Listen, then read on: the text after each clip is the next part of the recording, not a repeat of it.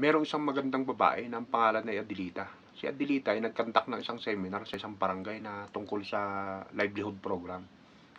Ngayon, ang nagsipagdaluan sa seminar ay mga magulang, karamihan sa kanila mga lalaki na walang trabaho. Isa na dyan si Badong. Nung bilangin ni Adelita yung headcount, umabot ito ng 50 katao na halos mapuno yung buong silid.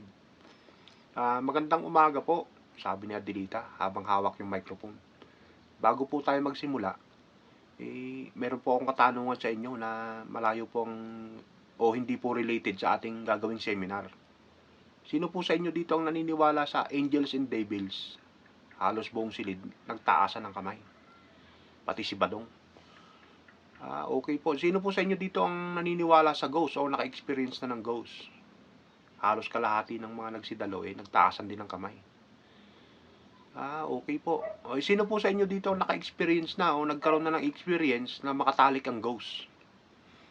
Walang nagtaas ngayon. Tahimik ang buong silid. Maya-maya nagtaas si Badong ng kamay. Ma'am, ako po ma'am. Ano pong pangalan nyo, sir? Ako po si Badong. Lumapit po kayo dito, sabi niya Adelita. Ikwento nyo po kung paano po yung nangyari. Ang alin po ba? Yung nakatalik nyo po yung ghost. Ay, ghost po ba? Akala ko naman po, ghost.